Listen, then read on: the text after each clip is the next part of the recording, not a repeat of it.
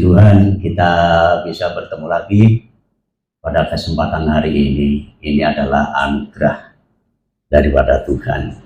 Ya, dalam kesempatan ini kita akan mendengar firman Allah, dan saya ingin menyampaikan firman Allah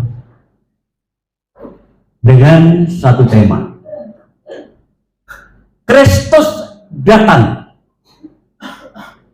memberi harapan baru. Ya, Kristus datang memberikan harapan baru. Nah, untuk memahami ini, mari terlebih dulu kita akan membaca firman Allah dalam Lukas pasal yang kedua, ayat 10 sampai dengan yang ke-11. Lalu kata malaikat itu kepada mereka, "Jangan takut, sebab sesungguhnya aku memberitakan kepadamu kesukaan besar untuk seluruh bangsa." Kesukaan besar bagi seluruh bangsa. Kenapa? Hari ini telah lahir bagimu juru selamat, yaitu Kristus Tuhan di kota Daud. Haleluya. Nah, saudara, tema yang saya angkat pada kesempatan hari ini adalah Kristus datang memberikan harapan baru. Apa sih harapan itu, saudara? Harapan itu adalah satu kerinduan, satu keinginan, ya, agar yang diimpikan itu, yang dirindukan itu menjadi kenyataan. Ya. Nah, semua orang, siapapun, dari segala suku bangsa, dari segala usia, tua, muda, besar, kecil, pasti punya harapan, ya, ya, dalam segala hal. Mungkin tentang keuangan, harapannya, kapan ya saya bisa jadi kaya, ya kan? Kapan ya saya punya gelar? Kapan ya saya jadi orang yang sehat? Kok bolak-balik sakit, ya, saudara. Kemudian manusia itu berbagai cara untuk mewujudkan impiannya itu, dengan bekerja keras sedemikian rupa, nggak peduli siang, nggak peduli malam, supaya kaya. Betul? Saudara, ada seorang yang kepingin kaya, ya, mikir dia kerja apa ya. Nah, akhirnya dia punya cara untuk jadi kaya. Dia kerja malam, terus giat sekali. Waktu malam dia bekerja, terus bekerja. Saudaraku, nggak sampai beberapa bulan, dia sudah bisa buka 12 supermarket. Bayangkan. Kenapa? Dia kerja keras waktu malam karena kepingin kaya. Tapi untuk yang berikutnya, sebelum dia buka lagi yang ke-13, ditangkap polisi, dipenjarakan. Kenapa?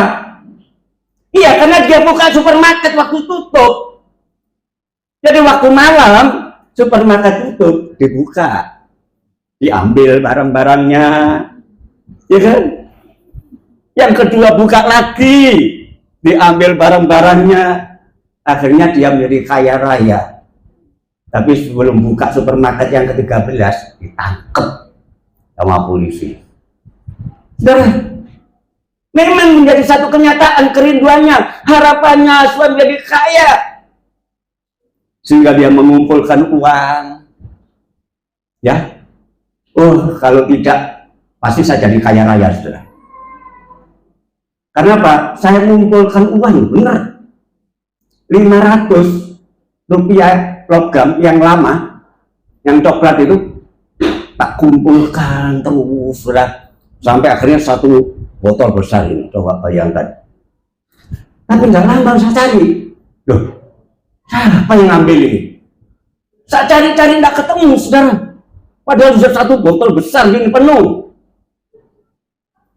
Terus belakangan di online kasih tahu, siapa yang punya logam 500-an, satu akan dibeli 5 juta. Coba bayangkan. Gagal impian saya jadi kaya. Nggak tahu siapa yang ngambil itu, satu botol hilang. Tinggal yang 1000 baru itu, ya, satu botol sudah.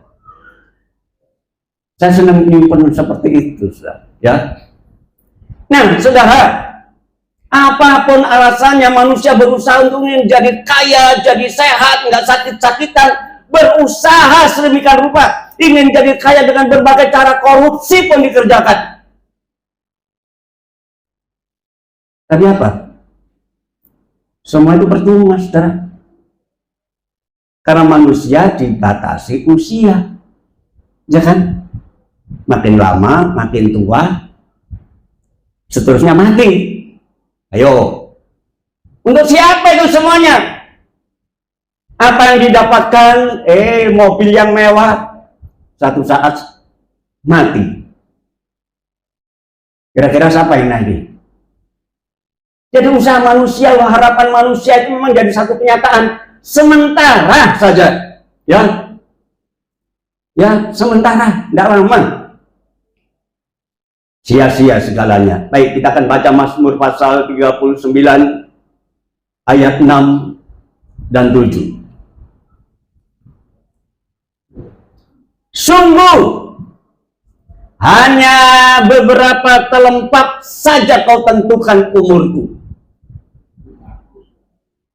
Bagimu hidupku itu seperti sesuatu yang hampa. Ya, setiap manusia hanyalah kesia-siaan.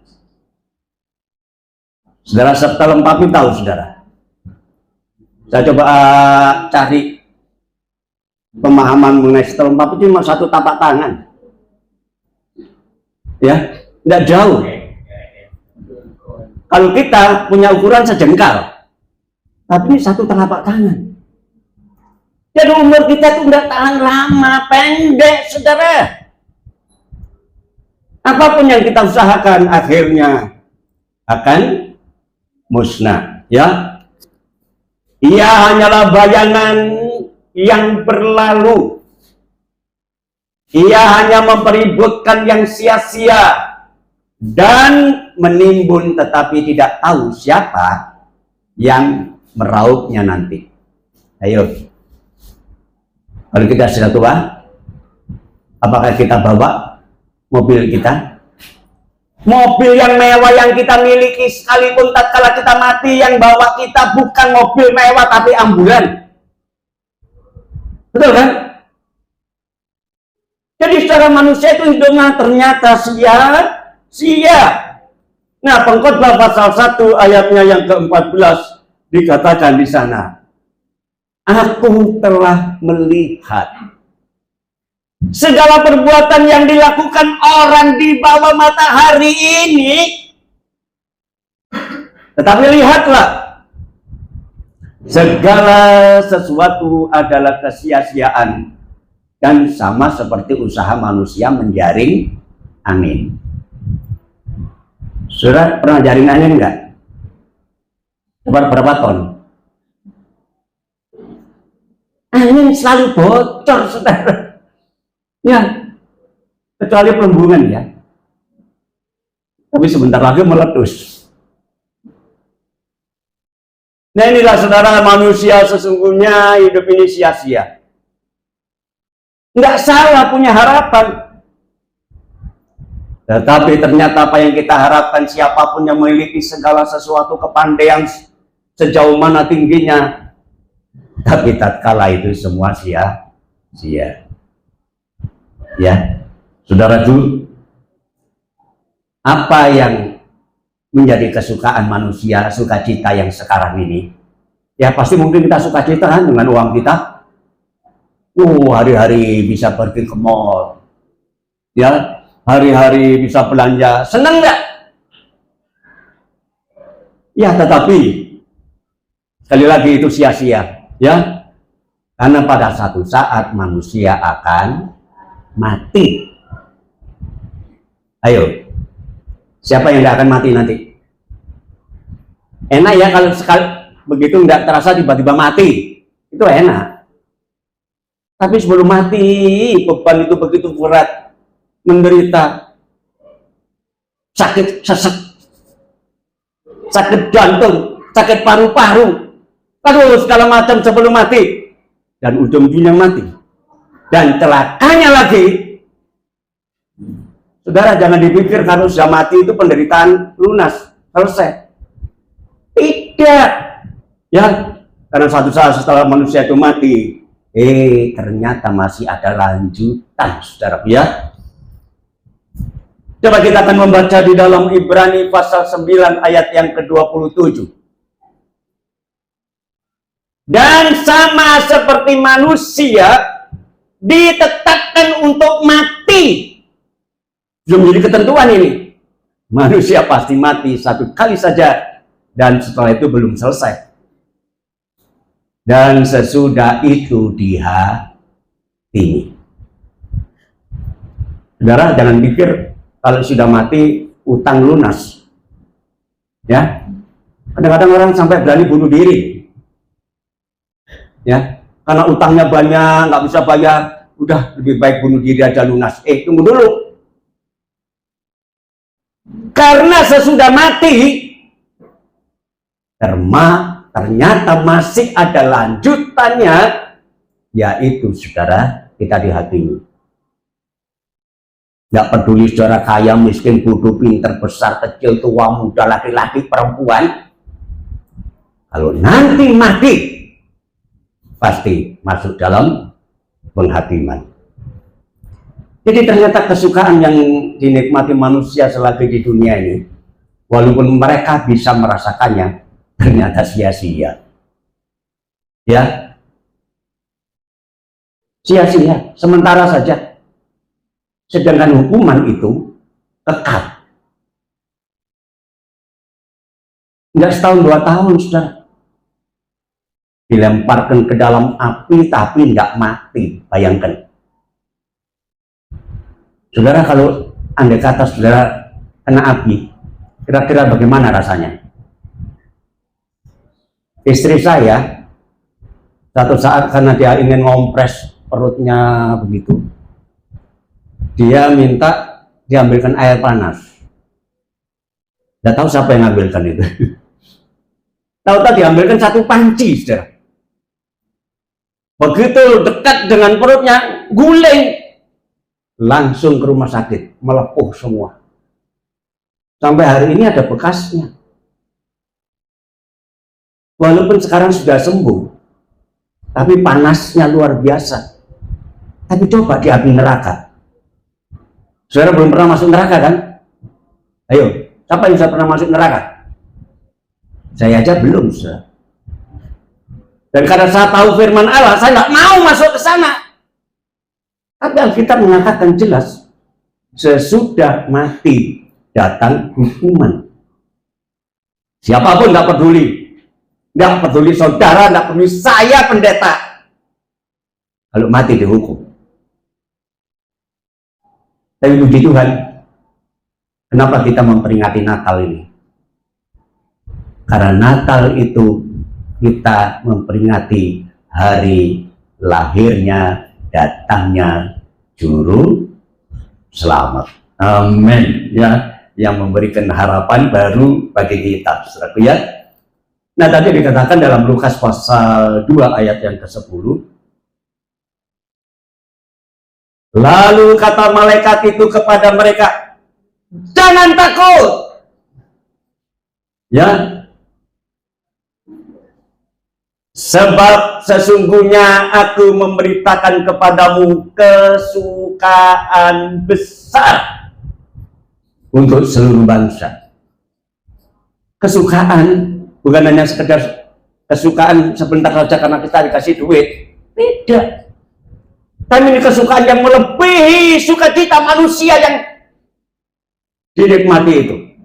Kesukaan yang besar. Luar biasa.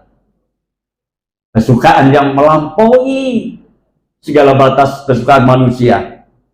Ya, walaupun manusia bisa mengalami sukacita, lagi, tapi itu sifatnya sementara. Saya harap juga saudara saat ini malam sukacita ya. Nggak ada yang sedih kan? Ayo, ada yang sedih?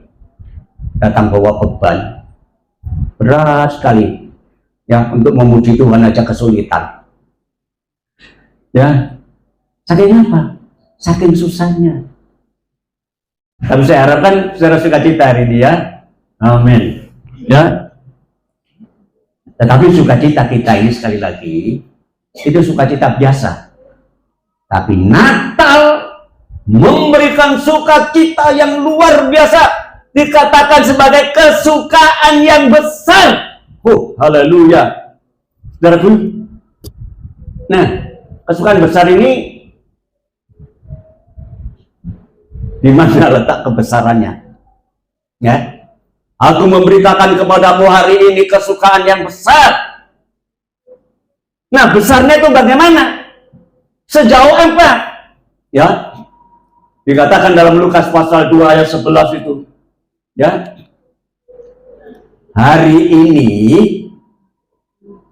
telah lahir bagimu juru selamat, yaitu Kristus Tuhan di kota Daud. Kesukaan yang besar. Sejauh mana besarnya? Karena hari ini waktu Natal itu lahir juru selamat. Haleluya. Apa maksudnya juru selamat? Saudara, kalau juru mudi itu membawa kita ke tempat tujuan, ya. Ada kata mungkin naik apa? Gojek atau apa? Ya. Tolong saya ke sana. Nah, sopirnya ini membawa kita ke sana. Itu betul. Ya, juru mudi membawa kita. Tapi kalau namanya juru selamat, itu membawa kita kepada keselamatan. Manusia yang tadi dikatakan setelah mati akan datang hukuman, tidak akan pernah bisa membebaskan dirinya sendiri, kecuali ada yang menyelamatkan. Dan yang menyelamatkan itu ternyata di sini sudah lahir bagimu juru selamat, yaitu Kristus Tuhan di kota Daud. Haleluya. Yesus datang ke dalam dunia, dan sesungguhnya Yesus itu adalah kenyataan diri Allah sendiri. Ya, haleluya. Matius pasal yang pertama ayat 21 sampai 23, Tuhan Yesus pernah mengatakan, ya, malaikat Tuhan ya, dia datang kepada Yusuf, karena Yusuf punya keinginan untuk menceraikan Maria. Walaupun dia belum menikah, masih tunangan, ya, dia ingin melepaskan diri dari tunangan ini. Kenapa? Ternyata Maria mengandung sebelum dia menikah. Tapi waktu dia punya niat, karena dia memang orang yang tulus hati, nggak mau rame-rame, mau ditinggal begitu saja. Tetapi malaikat Tuhan berkata, ya, jangan takut Yusuf, engkau mengambil Maria sebagai istrimu, karena ia akan melahirkan anak laki-laki dan engkau akan menamai dia Yesus. Karena dialah yang akan menyelamatkan umatnya dari dosa mereka. Dia datang sebagai juru selamat untuk menyelamatkan manusia yang berdosa supaya bebas dari hukuman, ya. Dan hal itu terjadi supaya genaplah yang difirmankan Tuhan oleh Nabi. Sesungguhnya Anak darah itu akan mengandung dan melahirkan seorang anak laki-laki, dan mereka akan menamakan dia Immanuel, yang berarti Allah menyertai kita. Luar biasa dahsyat. Jangan takut Yusuf engkau mengambil Maria sebagai istrimu, karena dia akan melahirkan juru selamat dunia ini. Haleluya. Saudara, Tuhan Yesus datang untuk membebaskan manusia dari dosa. Karena tidak ada seorang pun yang bisa membebaskan diri, saudara. Jadi jangan bangga dengan keberadaan kita. Selagi kita ada di dunia ini, kita bisa menikmati kesenangan yang hanya sementara, yang pada akhirnya nanti kita mati. Tapi mati saja belum cukup, setelah itu masuk hukuman. Tapi ternyata Allah yang penuh kasih itu telah mengirimkan Yesus Kristus ke dalam dunia ini supaya kita semua diselamatkan. Amin. Ya. Matius pasal yang ke-20 ayat yang ke-28, di situ dikatakan, Tuhan Yesus mengatakan, sama seperti anak manusia, artinya diriku ini datang bukan untuk dilayani. Ketika Tuhan Yesus datang ke dalam dunia ini, saudaraku, dia datang bukan untuk supaya dilayani, tidak. Bahkan sebaliknya, melainkan untuk melayani. Dia melayani itu menolong orang lain, tapi tidak hanya sekedar melayani, bahkan menjadi tebusan, ya, memberikan nyawanya menjadi tebusan bagi banyak orang. Saudara, kalau kita ngerti kenapa Yesus harus mati, bangga kita. Ya, saya dulu ditanya waktu saya pertama kali masuk Kristen, teman sekolah saya tanya, "Mana? Kamu sekarang jadi orang Kristen?" "Iya." "Emangnya kenapa?" "Tuhanmu mati gitu." Kamu kan nggak ngerti sih. Orang lain nggak ngerti kenapa Yesus harus mati. Karena dia menggantikan posisi kita. Alkitab mengatakan dia yang benar dibuatnya menjadi tidak benar untuk menggantikan kita manusia yang tidak benar. Luar biasa. Soalnya saya bangga sekarang jadi orang Kristen, saudara. Ya, walaupun saya dulu bukan orang Kristen, tapi saya bangga sekarang. Karena saya tahu, walaupun Tuhan Yesus mati, ternyata kematiannya untuk menebus dosa kita. Inilah Natal. Ya, saudaraku, Tuhan Yesus datang ke dalam dunia. Dia memberikan harapan. Nah, akibat dari tebusan ini, akibat dari karya Tuhan di atas Golgota ini, maka dikatakan di dalam Roma pasal yang ke-8 ayat yang pertama, demikianlah sekarang tidak ada penghukuman bagi orang yang ada di dalam Kristus Yesus. Yang ada, yang percaya kepada Yesus. Alkitab dengan jelas mengatakan, sekarang saya sudah bebas. Tidak ada lagi hukuman bagi orang yang percaya kepada Yesus. Ini kebanggaan kita, saudara. Orang lain coba tanya, besok kalau kamu mati masuk mana? Ya, mudah-mudahan saya bisa selamat. Tapi kalau kita enggak, kita pasti, saudara, karena kita mengatakan demikianlah sekarang tidak ada lagi hukuman bagi orang yang percaya kepada Yesus. Haleluya. Sekarang saya sudah bebas. Sekarang saya sudah bebas. Saya bebas oleh darahnya domba Allah. Sekarang saya bebas. Bebas. Bebas, bebas, bebas. Haleluya. Haleluya. Aduh, walaupun itu pas-pasan, saudara, pas butuh, pas ada, itu orang Kristen. Makanya nggak ngoyo-ngoyo, saudara. Pas butuh, pas ada. Jadi setiap butuh, tiba-tiba ada. Kenapa? Saudara, pikiran kita tidak hanya dengan perkara duniawi ini saja. Karena dunia ini akan lenyap. Tapi kalau sekarang sudah bebas, itu luar biasa. Ya, nyanyiannya itu selalu suka-suka cita. Nyanyian lama dibuang, hatiku sengsara tak terkira. Itu lagu saya yang lama, sudah. Merana berputus asa. Saya dulu tuh biduan, saudara. Benar. Sering manggung di THR saya dulu. Betul. Nyanyian yang terkenal itu Sarina saya. Sarina gadis dari desa. Wah, saya sering kali dipanggil. Ayo Bang, maju, nyanyi. Nyanyi. Saya ikut band dulu, soalnya band mono, band ini. Tapi benar, saudara. Sampai sekarang nyanyiannya beda. Luar biasa. Ya, nyanyian yang penuh dengan sukacita. Hati yang gembira adalah obat yang manjur. Kenapa bisa gembira? Karena saya yakin saya sekarang sudah bebas. Ini Natal, saudaraku ya. Haleluya. Nah, saudaraku,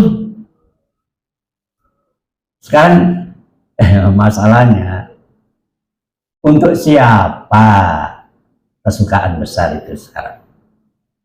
Nah, semua orang kan punya harapan untuk sukacita. Tapi untuk siapa? Tema ini, Kristus datang memberikan harapan baru. Bukan membawa harapan, ya. Bukan. Memberikan. Percuma Tuhan Yesus cuma bawa harapan tapi tidak dikasihkan. Ya kan? Saya bawa tapi. Bawa tok. Tapi tidak memberikan kepada saudara. Saudara bisa nikmati. Kalau Tuhan cuma membawa harapan saja. Saudara, tapi tidak pernah dikasihkan kita. Oh, rugi besar kita. Dan harapan itu bukan harapan saja, tapi harapan baru.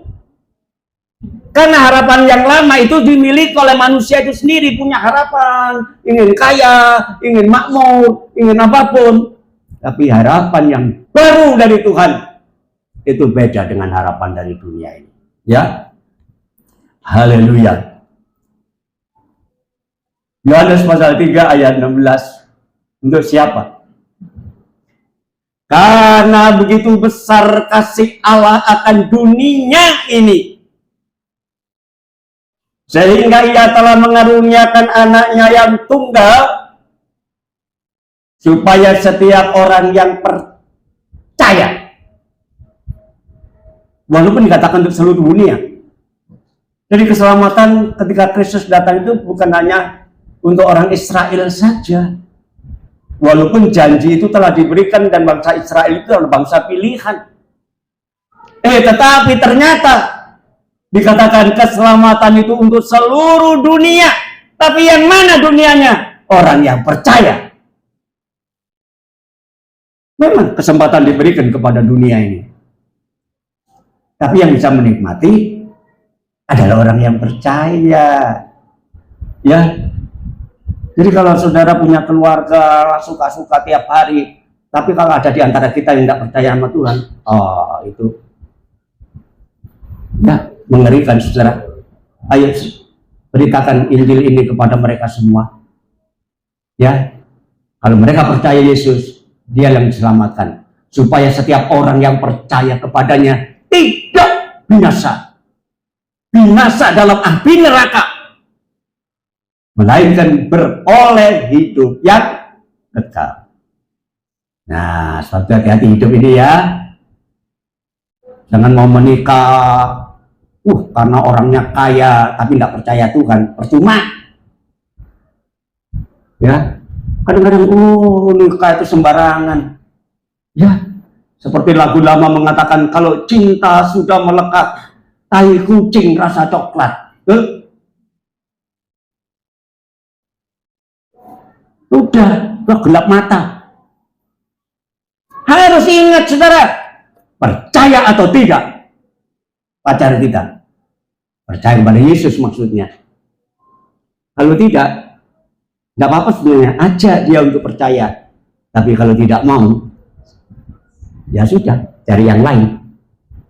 Ya, masih ada kesempatan yang lain kan? Bukan karena gantengnya, bukan karena cantiknya, bukan karena kayanya. Kalau nggak bisa menikmati keselamatan bersama, percuma. Ya, jadi setelah perhatikan bahwa keselamatan itu sebenarnya diarahkan kepada semua orang. Tapi yang percaya, haleluya. Ya, isi dari sukacita harapan ini, hari ini telah lahir bagimu juru selamat.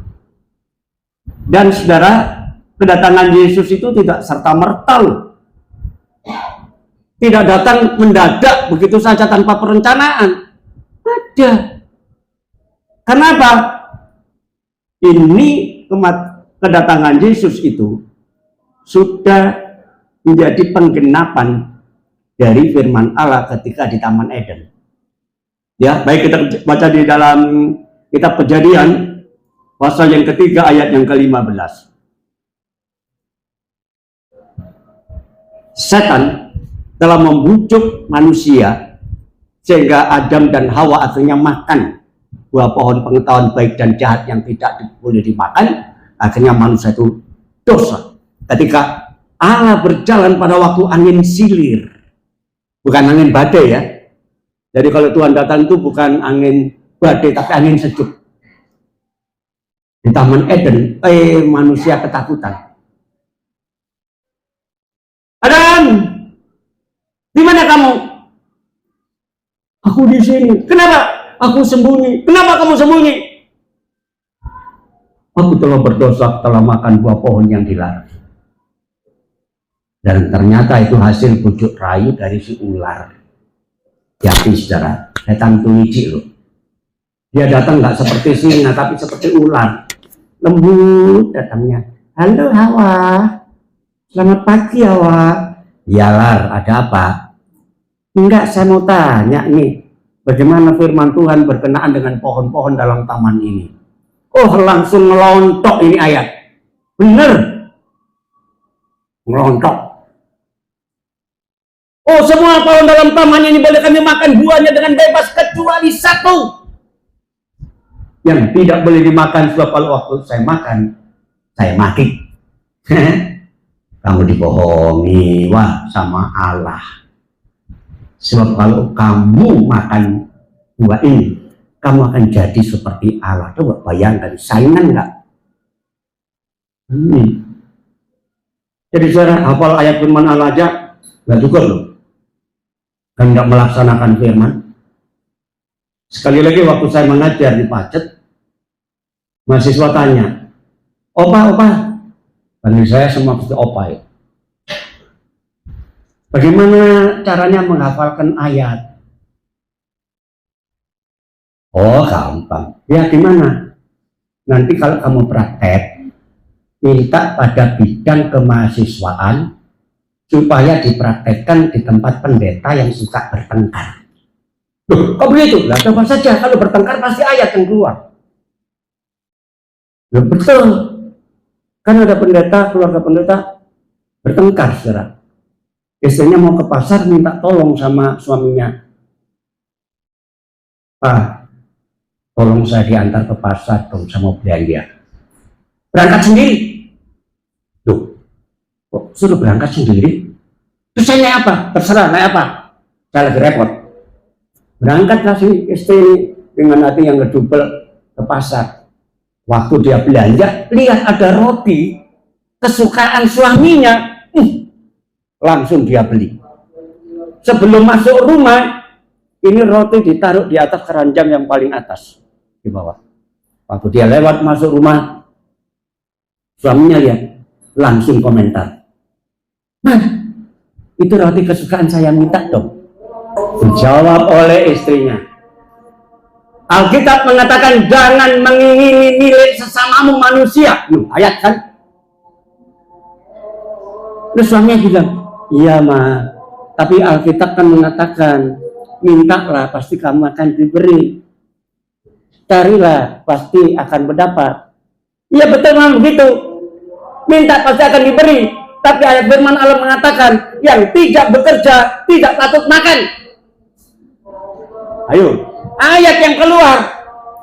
Suaminya berlanjut, "Iya Ma, tapi kalau Alkitab mengatakan kan, ampunilah saudaramu, kasihilah dia, doakan." Artinya kemudian tergerak si istri. Ya sudah, diambilkan roti. Nih, ambil. Tapi mulai sekarang, pergilah kamu. Mulai sekarang jangan berbuat dosa lagi. Ayat semua yang keluar, hafal ayat, tapi nggak cukup kalau nggak taat. Nah, akhirnya apa yang terjadi? Kemudian ular dengan Adam dan Hawa ini mendapatkan ketegasan dari firman Allah. Aku akan mengadakan permusuhan antara engkau dan perempuan, antara keturunanmu dan keturunannya. Ya, dan keturunannya itu akan meremukkan kepalamu dan engkau akan meremukkan tumitnya. Saudara, ini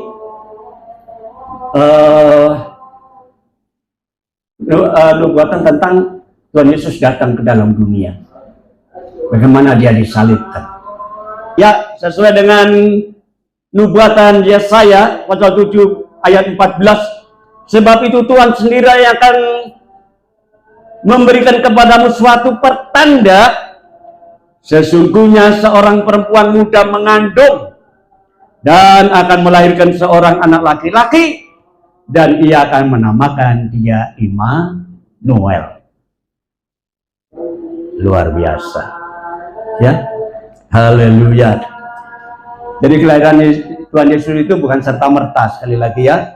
Ketika Natal itu terjadi, itu sudah dinubuatkan ribuan tahun sebelumnya, dan dikatakan memberikan kesukaan yang besar, pengharapan yang baru, tetapi bukan perkara yang jasmani, ya, bukan perkara jasmani, tapi yang rohani, yaitu hidup kekal, ya, bukan perkara yang jasmani.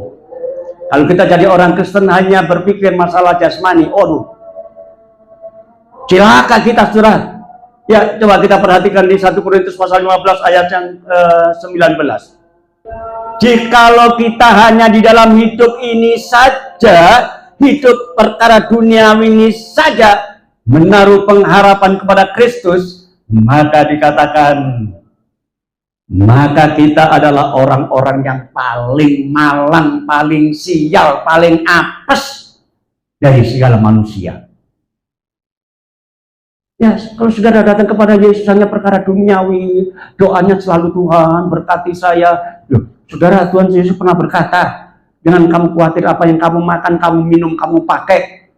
Itu semua dicari oleh bangsa-bangsa yang tidak mengenal Allah. Tapi Bapakmu di surga ngerti kebutuhanmu. Betul enggak? Loh, saya tidak pernah mikir makan, bener. Besok makan apa? Besok makan apa? Yang bingung istri saya kok. Mau masak itu bingung. Hari ini pecel. Besok masak apa ya? Gulai. Besok masak apa? Loh, kan dia ribut. Saya nggak ribut. Tenang. Ya, nanti kalau sudah mateng, langsung di piring, datang kepada saya, dikasih makan. Loh, kan enak. Ya kan? Kebutuhan kita dicukupi. Banyak kasihan ibu-ibu ini ya. Masa kadang-kadang mikir terus, masa apa ini ya? Masa apa itu ya? Enak suami-suami tinggal makan aja. Ya, baru itu hargai jerih payah istri Ya. Namun kalau kita hanya hidup yang sekarang ini saja, menaruh harapan kita kepada Yesus, maka kita adalah orang yang paling malang, paling sial, paling apes dari semua orang. Bukan itu harapan kita, saudaraku ya. Coba kita baca Kolose pasal yang pertama ayat yang ke-27. Kepada mereka Allah mau memberitahukan betapa kaya dan mulianya rahasia itu di antara bangsa-bangsa lain, yaitu Kristus ada di tengah-tengah kamu, dan Kristus yang adalah pengharapan akan kemuliaan. Tuhan Yesus harapan untuk kemuliaan kita. Dan kalau kita memikirkan perkara duniawi, bukan berarti nggak boleh, saudara. Memang kalau kita nggak punya uang repot kan, betul ya. Seenak-enaknya orang miskin, itu masih enak orang kaya, tahu? Bukan berarti kita nggak boleh memiliki segala sesuatu, tetapi kalau harapan kita selagi di dunia ini hanya perkara duniawi ini saja, kita adalah orang yang paling sial. Harapan kita di dalam Kristus adalah kemuliaan. Amin. Haleluya. Ya, haleluya. Saudara, satu tadi dikatakan Immanuel sebagai pemberi harapan. Ternyata Tuhan Yesus tidak kasih harapan saja. Immanuel, Ia bersama dengan kita. Ternyata Tuhan menyertai kita juga selagi kita ada di dalam dunia ini, saudara. Jangan khawatir, kita nggak berjalan sendiri. Tuhan yang selalu beserta kita. Ya. Dikatakan dalam Matius pasal 18 ayat yang ke-20. Sebab di mana 2 atau 3 orang berkumpul di dalam namaku, di situ aku ada di tengah-tengah mereka.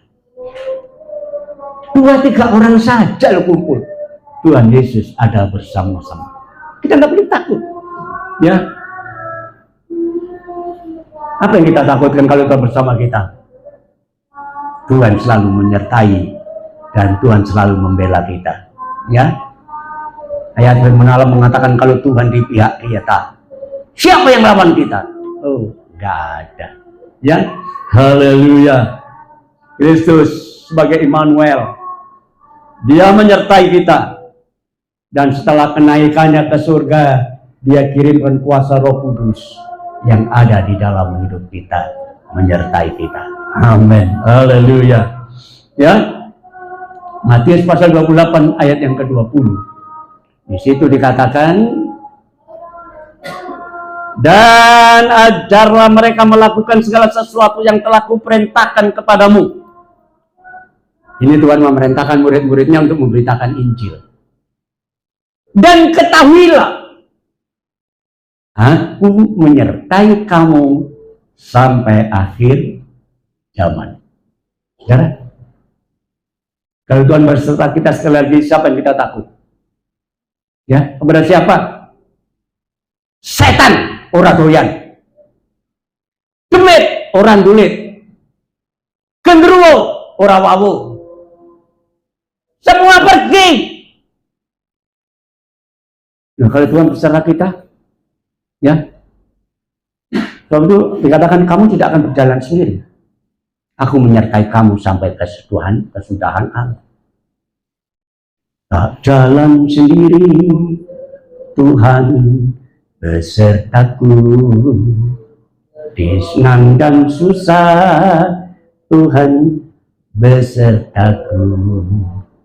Cinta yang heran masuk di hatiku, tak jalan sendiri, Tuhan besertaku. Saudara yakin Tuhan beserta dengan saudara ketika saudara percaya kepada Tuhan? Haleluya. Tuhan memberkati kita semua.